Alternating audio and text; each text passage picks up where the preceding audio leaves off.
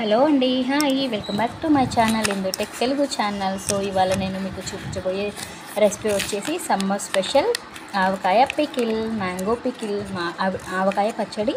So perfect పక్కా కొలతలతో మీకు నేను ఎలా పెట్టుకోవాలి అనేది పర్ఫెక్ట్ కొలతలతో అయితే చూపిస్తాను. సో తెలియని వాళ్ళు కూడా ఈజీగా పెట్టుకునేలాగా చూపిస్తాను. సో ఇయర్ సమ్మర్ స్పెషల్, సమ్మర్లో ఖచ్చితంగా ప్రతి ఇంట్లో పెట్టుకునే ఆవకాయ పికిల్ అండి. సో చాలా టేస్టీగా సూపర్గా అయితే ఉంటుంది. సో నేనైతే ఒక 2 kgs అయితే ఇయర్ పెట్టేసుకున్నాను. సో చూసారు కదా ఎంత రెడ్డిష్గా, ఎంత టెంప్టింగ్గా ఉందో. సో చూసారా, ఇప్పుడు దీని ప్రాసెస్ అనేది మనం ఈజీగా సింపుల్గా ఎలా చేసేసుకోవాలో అనేది ఇప్పుడు నేనైతే మీకు చూపించేస్తాను. వచ్చేసేయండి. సో ఫస్ట్ ఆఫ్ ఆల్ నేనైతే మామిడికాయ ముక్కల్ని అక్కడే మామిడికాయలు మంచిగా క్లీన్ చేయించేసి చిన్న చిన్న పీసులుగా అయితే నేను అక్కడే కట్ చేసుకొని తీసుకొచ్చాను. సో చూసారు కదా, ఒక 2 kgs కాయలు అయితే నేనైతే తీసుకున్నాను. పచ్చి మామిడికాయ చాలా పుల్లగా ఉంది మామిడికాయ అయితే. సో చూసారు కదా, దాని లోపల మనం ఉండే పీల్ని మనం తీసేసుకోవాలి. సో వాళ్ళ దగ్గరే నీట్గా కడిగిచ్చేసుకొని నీట్గా కుట్టించేసుకొని పీసుల్లాగా సో ఇంటికైతే తీసుకొచ్చేసాను. ఇంటికి తీసుకొచ్చాక మనం ఒక కాటన్ క్లాత్ తీసుకొని మంచిగా పీస్ మంచిగా నీట్గా పైన ఉన్న తోలుతో సహా తీసేసుకొని నీట్గా క్లీన్ చేసుకోవాలి. సో దాంట్లోకి మనము సాల్ట్ అయితే తెచ్చుకున్నాము. సో ఇది ఈ పచ్చళ్ళలో వాడుకునే సాల్ట్ అనమాట. సో స్పెషల్గా పచ్చళ్ళలో వాడుకునే సాల్ట్ ఉంటుంది, అంటే రాక్ సాల్ట్లోని పచ్చడి సాల్ట్ అనమాట. సో ఇప్పుడు మనం ఈ ముక్కలలో మనం ఇంట్లో వాడుకునే ఆయిల్, సో ఏదైనా కానీ పామ్ ఆయిల్ కానివ్వండి, శనగ నూనె కానివ్వండి, ఫ్రీఫైడ్ ఆయిల్ కానివ్వండి, ఏదైనా కానీ ఒక 2 tablespoons ఆయిల్ వేసేసుకొని మనం అలా పైకి కింద కనేసుకొని పక్కన పెట్టేసుకోవాలి. సో 2 kgలకు తగ్గ మామిడికాయ ముక్కలకి 1 డబ్బా కారం, 1 డబ్బా ఉప్పు అయితే మనం తీసుకున్నాము. సో పర్ఫెక్ట్గా, అంటే అర్ధసేరు అంటారు. సో అర్ధసేరు అంటే కొంతమందికి అర్థమవుతుంది, అది 1/2 kg కాదు, 1/2 kg కాదు, అర్ధసేరు అంటారనమాట ఆ డబ్బా. ఆ డబ్బాతో 1 కారము, 1 ఉప్పు అయితే మనం తీసుకొని ఆ రెండింటిని బాగా మిక్స్ చేసుకోవాలి. సో ముందు ఉప్పు కారం మొత్తం బాగా మిక్స్ చేసుకోవాలి. మొత్తం మిక్స్ చేసుకున్న దాని తర్వాత దాంట్లో కొంచెం అంటే కొంచెం ఒక చిటికెడు పసుపునైతే మనం ఇప్పుడు యాడ్ చేసుకుందాం.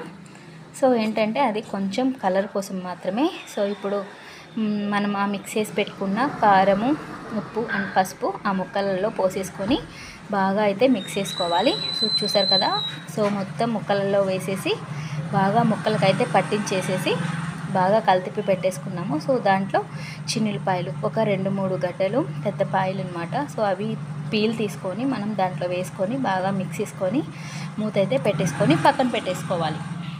సో నెక్స్ట్ వచ్చేసి ఆవపిండికి మనం ప్రిపేర్ చేసుకుందాం. సో ప్రతి పచ్చట్లో ఆవపిండి అనేది కంపల్సరీ కదా. సో మంచి స్మెల్ కోసం, మంచి వాసన, రుచి, చిక్కదనం కోసం మనం ఆవపిండిని అయితే ఖచ్చితంగా యూస్ చేస్తాము అండ్ ప్రతి పచ్చట్లో. సో నేను ఒక 100 గ్రాముల ఆవాలు అయితే తీసుకున్నాను.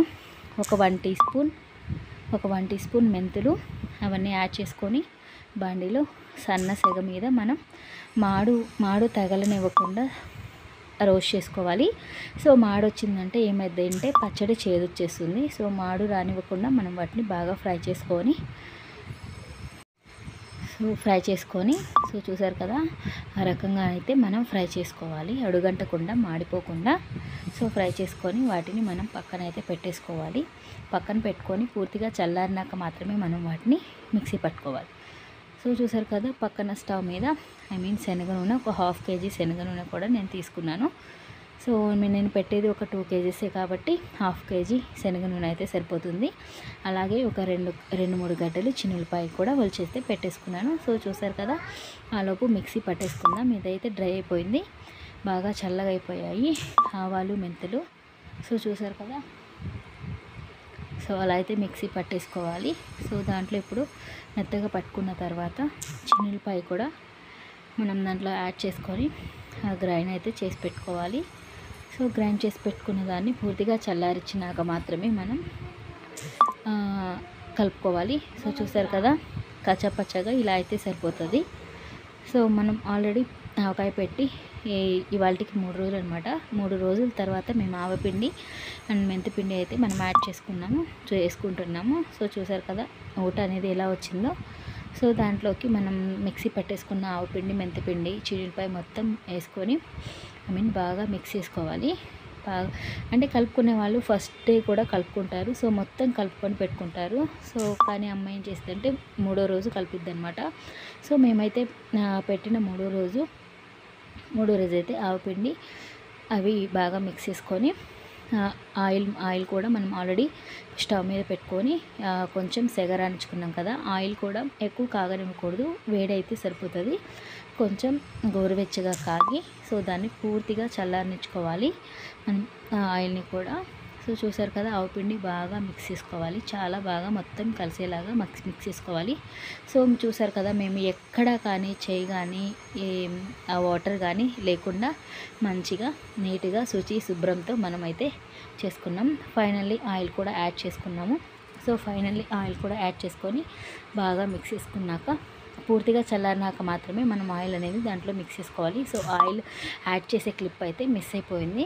సో అందుకని ఆయిల్ పోసినాక మొత్తం నేను మీకు అయితే చూపిస్తున్నాను.